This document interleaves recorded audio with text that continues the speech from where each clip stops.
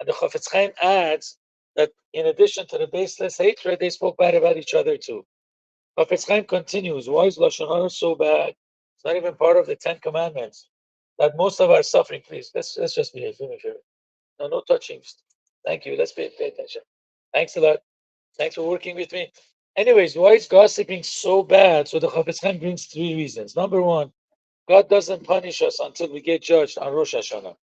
So now, if we don't speak Lashon Hara, we don't accuse others, we don't want to hear accusation of people, so God doesn't listen to the Satan either. But if we accuse others, then mouth of Satan is open all the way. So basically, if you're good to each other, no matter how many wrong things we do between us and God, we will go unpunished.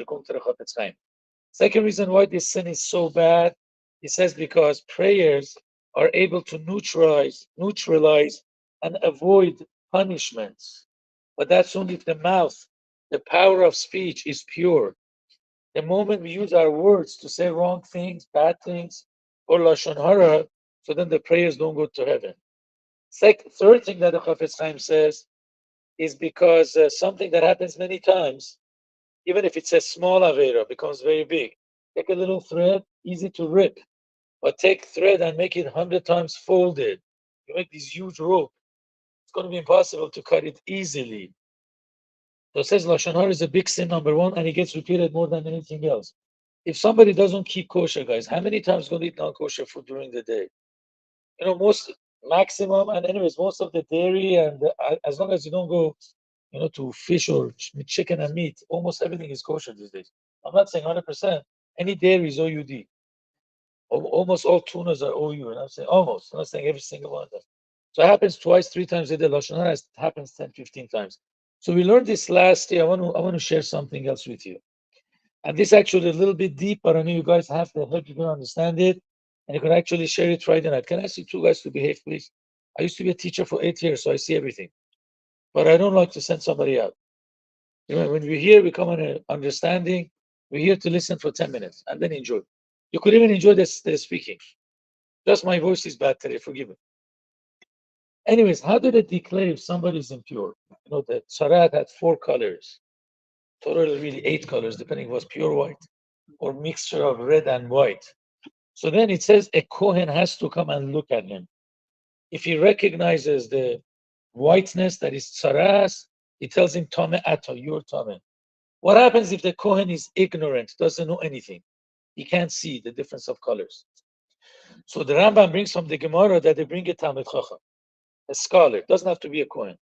He looks at the guy and he says, well, to my knowledge, this is impure. So the Kohen had to call him Tame ato. Because as the Rambam says, Gzeras HaKasuf, it's a decree from God that the Kohen does that. Now the Rambam himself writes down, we have to try to find reasons for every mitzvah. We understand it's a decree of God. But really, if the Kohen doesn't understand anything, what's the point that the Kohen should be the one to declare him impure? Let the Talmid Chacham do. What's the logic behind that? So we're going to need 2 small introductions. We get to the answer. Number 1, guys. Anybody Kohen here? Awesome. Kohanim are supposed to be ish chesed, people full of kindness and love. The proof to that is every mitzvah that we do, we don't say asher kitshanu b'mitzvotav v'tzivanu. For example, to put on tefillin, lahaniach tefillin be'ahava. I'm going to put on tefillin out of love. Doesn't matter. You love, you don't love, you do the mitzvah. Better to love, obviously. What bracha do you make when you do birchat kohanim? We say asher kitshanu b'kedushato shel Aharon v'tzivanu lavarech et amo Yisrael. That I have to bless the Jewish people, God's people, the Ahava, with love. What happens if a Kohen hates somebody in that community? He doesn't really love the guys. So then the Zohar says he has to walk out of the synagogue. Because if he's going to bless, he's going to get a severe punishment because he's making a false bracha. You're saying, I'm going to bless the Jews, but Ahava, but you don't have any love. So better for him to walk out if he still hates the person than staying and blessing. So you see that really Aaron was a symbol of love to such an extent that he changed the truth when 2 people had some fights. You know the famous thing, right?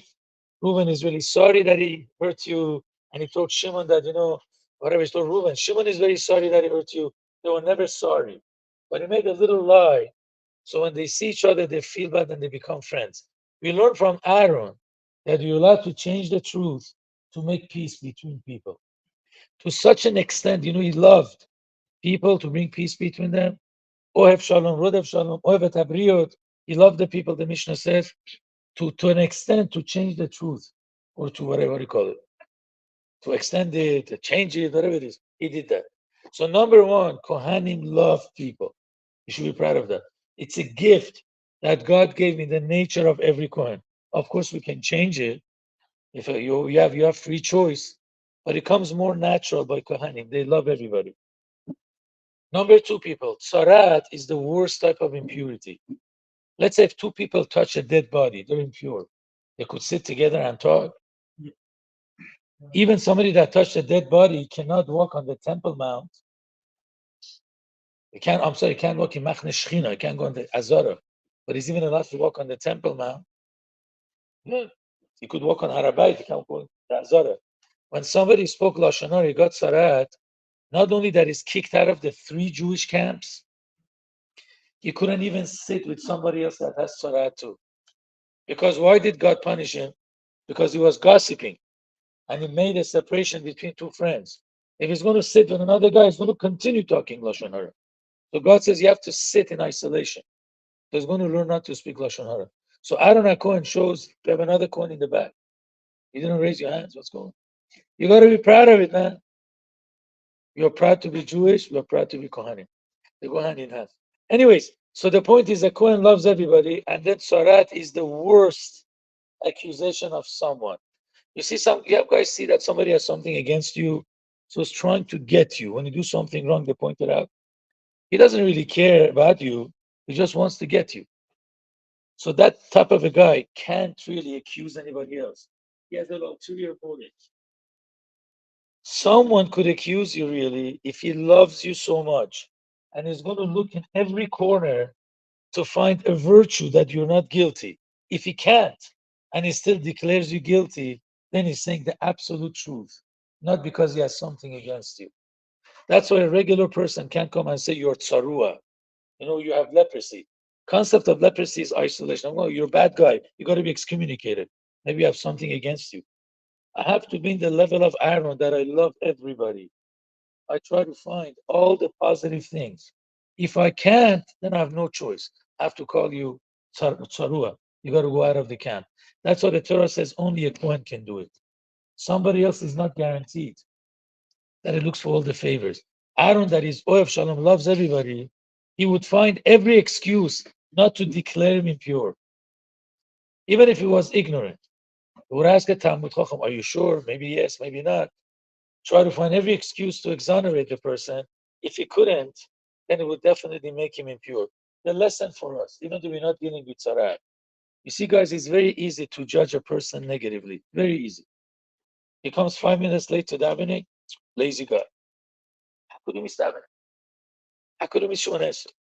He slept one day, miss Mincha. Oh, this guy said, what kind of language do you say? Behema? It used to be bad word in Yiddish. Behema, You know what a behema is? Animal, right? Or let's say this guy does something wrong. Oh my gosh, this guy is terrible. Before we judge him, I have to judge myself. Do I deeply love that person? Is my accusation or my criticism out of love? Or really, I just love to put people down? That's a lesson that we learn. That's why Aaron HaKohen was chosen, or any children of Aaron, because they would find every excuse to free the guy from the problem of Sarat. Thank you for listening, everyone. Thank you very much.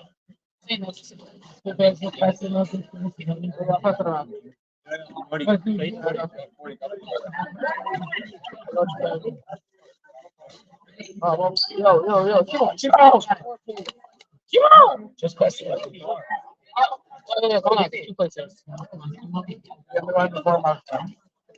Okay, bro, just I'll come more.